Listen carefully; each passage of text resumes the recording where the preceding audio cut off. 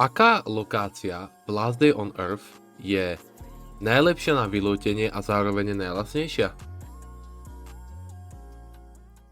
Ja viem, že asi každý povedal Bunker Alpha, ale nemal som dať čo na začiatok videa, chápeš, tak som tam teraz dal obrázok farmy.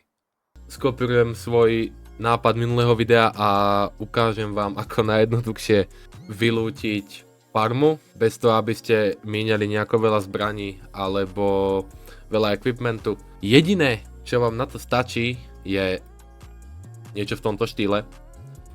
Stačí jednostrelnú zbraň, ak nemáte takto vymodovaný Glock, tak pre istotu aj dve.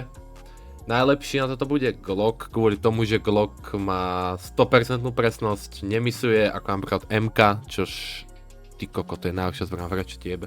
Potom nejakú silnú milizbraň, ja tu v môjom prípade mám mačetu, tiež je vymodovaná, ale keď bude normálna, absolútne nič to nebude ovplyvňovať. Potom je tu ešte nejaká jedna milizbraň, či už si vezmete dve mačety, alebo dve baseballky, alebo 4 baseballky, to už je čisto na vás a na tom, ako si veríte na tú lokáciu. Nejaké tie healy a ako je v minulom videu, aj na túto lokalitu odporúčam Tactical Armor Set, alebo aj v minulom videu spomínaný SWAT set.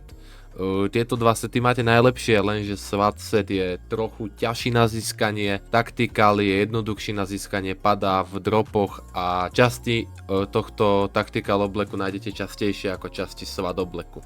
Dobre, ja nejdem ďalej zdržovať a presuniem sa na farmu. Takže ja už sa nachádzam na farme. Hneď ako prvá vec na farme, čo si môžete všimnúť v tomto videu, je tento most. Teraz vám priložím obrázok vecí, ktorý na tento most bude treba, aby ste ho postavili. Bez týchto vecí, keď sem idete prvýkrát, ani nemusíte ísť. Pretože tento most, bez toho, že tie veci sem nedáte, ten most postavený nebude a do farmy sa nedostanete. Ale pri každom refreshi, keď už ten most raz postavíte, tak ten most zostáva. Takže nie každú návštevu ho treba obnovovať. To je veľmi dôležitý detail na začiatok. Na začiatku môžete vidieť, že na mape máme týchto dvoch zombíkov. Ja vám sem dám teraz layout celej mapy, ako vlastne vyzerá farma. Hlavnou úlohou na farme je to získať kľúč od hlavnej loot roomy. Kľúč môže byť v jednej z týchto čestiek, práve som vám ich zakružkoval. V jednej z týchto čestiek môže byť kľúč. Je to čisto náhodné, aj spawn zombíkov je čisto náhodný. Môžu tu byť runnery, vždy tu budú gianti a vždy tu bude revenger, ale môžu tu byť, je to viacej rare ako normálna farma, ale môžu tu byť aj infected wolf. Sú to veľmi silné nemaci, na ktorých je najlepšie strelná zbraň, pretože aj cez najťažší armor dávajú veľmi vysoký damage a majú veľmi vysoký hit speed. To znamená, že preto si sem hlavne berem Glock,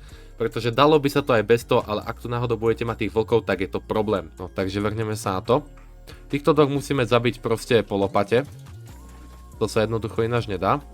A budeme tu mať týchto Savage Giantov. Savage Gianti vyzerajú ako Frenzy Gianti, ale nemajú ani zďaleka taký damage a nemajú 500 HP. A na rozdiel od Frenzy Giantov sú rýchlejší. Tento prvý sa tu dá takto pekne volglitchovať.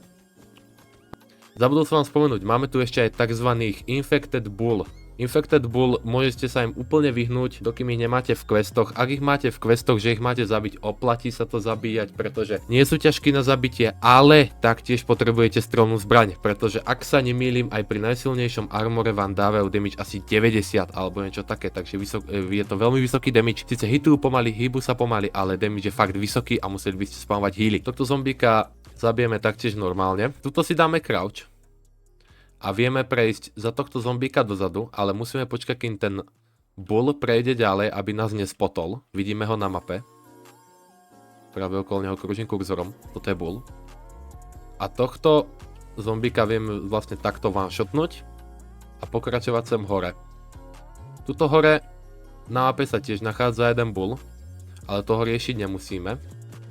Podľa mapy vidíme naďaleko, že tuto, kde môže byť jeden ten box, v tomto reloade farmy tu ten box nie je, takže musí to byť v nejakom inom boxe než v tomto, keďže tu ten box nie je. Takže presuniem sa ku tomuto boxu. Ako vidíte, tu box je. Loot, skoro v každých týchto boxoch máte charcoal, máte tu aj toto drevo, takže ak to drevo potrebujete fakt nejako núdzovo, tak je to celkom fajn. V tejto boxe sme nemali ten kľúč, takže sa presunieme ku ďalšej boxe. V V tejto časti mapy vidíme tieto veľké kopy sena. Ako náhle si dám pred sneak, tak sa môžu z tých kopí sena vyhrnúť zombíci. Takže je lepšie tu ísť sneakom a robí to vlastne takto. Máme tu tohto Savage Gianta, ktorý tu trochu prekáža. Tuto si obetujem HPčka. Vidíte, dáva 25 damage jedným hitom. Pozrieme tento box. Taktiež v tomto boxe sa nenachádza kľúč, takže to už môžu byť len 2 boxy na celej mape. Tohto Frenzy Gianta môžeme úplne obísť, keďže je tu dostatok miesta na to, aby sme okolo neho mohli crouchnúť. A teraz vám vysvetlím, ako zabiť tohto minibossa, ktorý sa volá Revenger. Revenger je miniboss, ktorý pri svojom hlavnom útoku dá veľmi vysoký damage, ale pri tom útoku sa mu vlastne dá vyhýbať a dá sa ho zabiť vlastne bez hitu. Stačí iba, aby ste odbehli mimo obrazovky, kde on je, a ako vidíte na mape, on sa rozbehne. A teraz začne po vás chlusať. Stačí okolo neho chodiť a on bude furt chlusať, až dokým vás netrafí. A vlastne dokým on chluše, tak môžete ho vlastne takto hitovať. Ešte pripomínam, keď vás hitne, tak vám veľmi rýchlo zničí armor, pretože jeho útok veľmi zničuje armor, takže treba si dávať pozor. Ako vidíte, miniboss je úplne jednoduchý, len stačí vedieť, čo treba robiť. Teraz si vyčistíme týchto runnerov, čo sú pri tomto kateri. Tu sú len dvaja. Tuto vám poradím taký celkom fajn trik. Keď ste takto z obďaleč a vidíte tohto zombika, že ho môžete hitnúť glokom, tak ho hitnite. Pretože ako náhle sa priblížite, tak sa po vás rozbehne aj ten Savage Giant a sú to iba zbytočné problémy a zbytočné HPčka dole. A teraz tohto Savage Gianta môžeme vlastne takto hitnúť, rýchlo otvoriť dvere a dávať mu wall glitch. Presne takto. V dome máte tento loot. Tento Iron Wire je treba na Construction, ale ak ste to splnili, nie som si istý, nie som tak ďaleko v Constructione, ale v tomto storage je ten Iron Wire istý. Takže každú návštevu, čo dáte do farmy, keď sa bude obnovovať, tak je tu furt tento Iron Wire. Tieto dvere, ktoré vidíte tu na mape, otvoríte iba vtedy, ak máte vymaxovaný skill Burglar. Musíte ho mať na 3. Ešte sa mi nikdy nestalo, že by tie dvere boli otvorené aj pri nižšom leveli tohto skillu, takže treba vždy level 3, aby ste tie dvere mohli otvoriť. Aj v tejto miestnosti máme Savage Gianta, ale tomuto sneaky tak nedáme, takže ideme urobiť wall glitch. Presne takto. V tejto miestnosti máte celkom decentný loot, na to, že je to miestnosť, ktorá je prakticky free. Ako vidíte, máme tu nejakú melee weapon. Môže tu byť aj brokovnica alebo kalach, samozrejme záleží na šťastí. Teraz sa znovu vrátim ku hľadaniu kľúča. Tuto je taktiež tretí Infected Bull, ktorý práve kráča preč, takže je dobre to natajmovať vtedy, keď tam zrovna nie je. A ako vidíte, tu je táto grupa zombíkov, toto na farme sa stáva celkom často, že sa zombíci takto grupujú. A ono je to trochu problém, pretože tej nemôžete tieto boxy úplne v pohode lútiť. Teraz sa to ešte dá, to našťastie dosť ďaleko. A ako vidíte, tu mám ten spomínaný kľúč, takto vyzerá, nikdy nevyzerá ináč. A ako vrajím, môže to byť len v 4 boxoch na celej farme, takže máte 25% šancu na to, že to trafíte.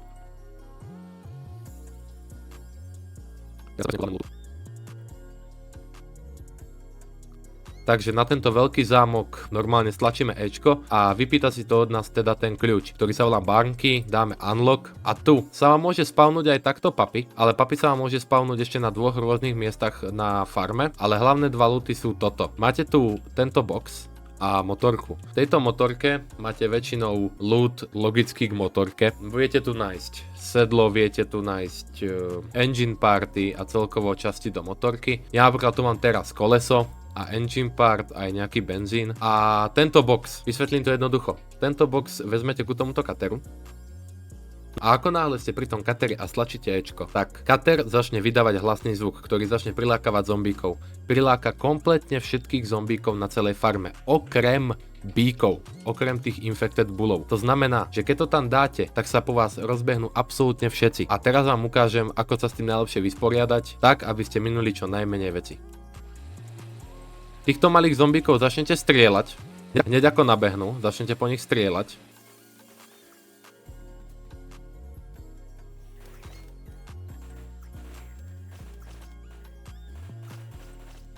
Teraz dáte kolečko naspäť ku tomu kateru, pretože nie všetci zombíci sa môžu na vás triggernúť.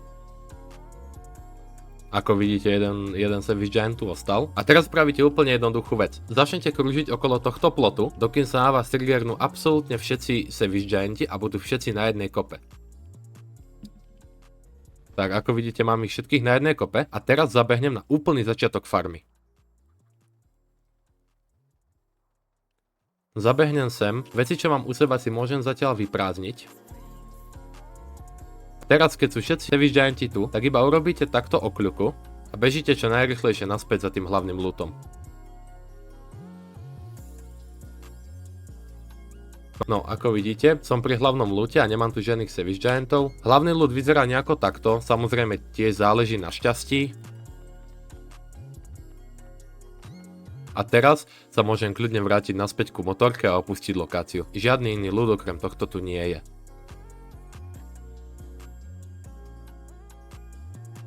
Takže ako môžete vidieť, mám vylútenú komplet celú farmu, mám kompletne všetko, čo som mohol zobrať, tak som si zobral. Samozrejme, nie všetko sa vám zmestí, záleží aj na batohu, ja mám military backpack, ak máte svatiacky backpack, tak máte ešte o jednu lineu viac, ale ak máte svatiacky backpack, tak pochybujem, že budete brať všetky veci v stade. Loot je tu decentný, je to veľmi lacné na vylútenie, ako vidíte, nepoužil som ani celú tú mačetu, ani celý ten Glock je ešte použiteľný. Armorový set som nemal ani na plnej durabilite. Mám ho tesne pred zničením, takže stačí, keď budete mať set so životnosťou 3/4 a kľudne vám to vystačí. A celkovo túto lokáciu hodnotím ako veľmi dobrú, je to veľmi dobrá lokácia pre začiatočníkov a hlavne keď skladáte motorku, pretože nikde na mape nemáte tak častý výskyt časti do motorky ako tu, pretože ako ste videli, ten chopper tam je nárokom a je to tam čisto kvôli tomu, aby ste tam našli tie časti do tej motorky. Stavať bez tohto motorku by bol veľký problém, preto vám to veľmi odporúčam, ak nemáte motorku. To je všetko, čo by som vám dneska mohol ukázať z tejto lokácie. Budem rád za akúkoľvek podporu, like, koment, subscribe. Budem rád za nejakú spätnú väzbu, ak dačo sa dá improvenúť, ak dačo sa dá urobiť lepšie, efektívnejšie, lacnejšie, alebo možno aj inak. Budem rád za akýkoľvek komentár a za akúkoľvek podporu. A dúfam, že toto video pomohlo nejakým ľuďom, ktorí mali potiaže s touto lokáciou. A na tomto videu je vidno, že táto lokácia nie je vôbec zložitá. Je absolútne jednoduchá, len stačí vedieť, čo robiť. OK, to bude odo mňa všetko. See ya.